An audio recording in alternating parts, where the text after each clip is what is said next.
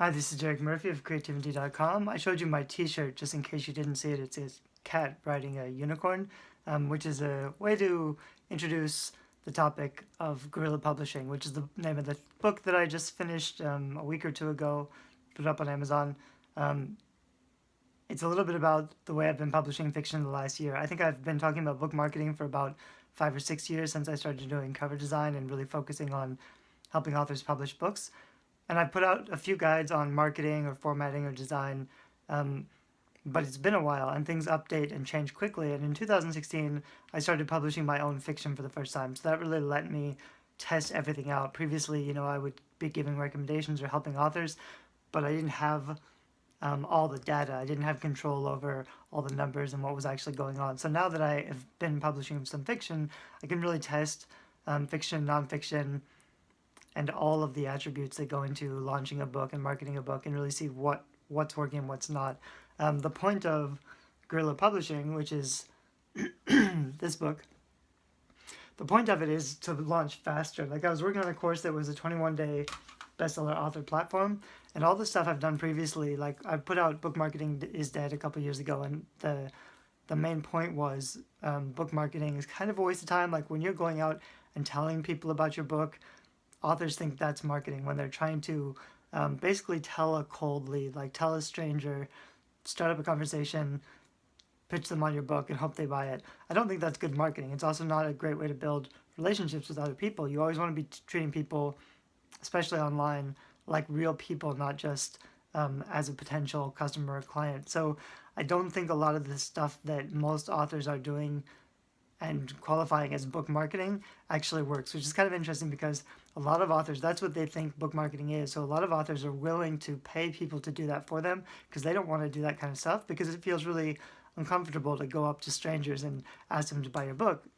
But you shouldn't be doing it. That's not book marketing. That's not really what really works anyway. So most of what I focused on is building a strong author platform that attracts the right readers naturally. So one of the ways you can do that is having great content that appeals to your readers on your blog or website, using the keywords that your readers are searching for. It's really important that you know what those keywords are for your genre and that you put them in your book description or your content whenever you're talking about the book. If you're not using the same words that your readers are using when they're looking for things, they're not going to find you. Even if you have a really good book, even if it's selling well, you're losing a lot of business if you're not being found, if you're not on the shelf on Amazon. And so mostly that's what I talk about. But that can take a long time. And so the point of Guerrilla Publishing was to do everything a little faster. Because I've actually found like it's great if you build a long-term author platform that attracts readers. That's kind of what I've done that anyway. I did that for my first book launches. I made a new email list of about 20,000 young adult readers, which is my target genre, by doing book giveaways. And then I built some content that's been getting traffic. So I set up a really strong platform, but it took some time. And now when I launch a book, this is like a year after I launched my first fiction. I did a big launch for my first book. I tried a lot of different things. I wanted to test everything out. This year, I launched it tonight. I emailed my list. It'll go live tomorrow. I've probably gotten 300 or 400 pre-orders on it, but I haven't really checked. I'll find out tomorrow when I get on Kindle. Like when it launches, then you get a big bump, and you'll see all the sales right away. So I'm not really worried about this book. It'll do well because it's really long, and I have a pretty big fan base that's already read the first part of the book, so I know they're expecting the rest, and so it'll do. I'm confident that it'll do pretty well, but I'm not marketing it because I've built all this platform up. I'm kind of just letting it out there. There are things I can do to market it if I want. Like my goal is to have it stick under the top 2,000 or so, which is what my other book, Scarlet Thread, is doing. If it can stick under the 2,000, that earns me quite a lot of money. I don't really have to advertise or do marketing, like paid marketing. Usually advertising and marketing, it's fine if you don't have a platform. If you have nothing to start from, you need to reach readers somehow.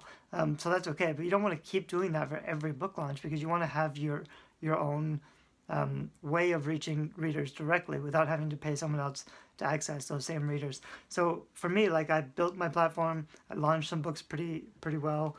Now I'll launch this book and kind of just put it out there, and ideally, because I've done everything right, it'll stick and it'll start, it'll sell pretty much like Scarlet Thread's been free for a while, but the rank is sticking, and I don't do any promotion or advertising for that book. So if you can get your rank to stick pretty high and keep earning money, obviously that's beneficial to most authors, and it would be attractive to most authors. So that's all I'm trying to encourage you to do. However, I don't think you need to build the whole big platform.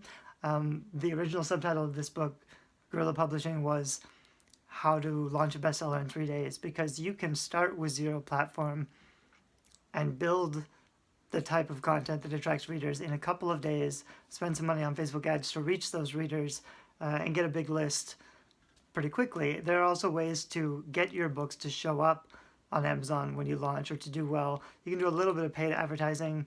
I recommend, like, my favorite places to advertise books in Guerrilla Publishing, just because there's a lot of options. You could pay hundreds of sites to promote your book, but most of the time you won't see any results. So I just I've tested them all, or I've tested many of them. So some of those are in the book and some of my recommendations.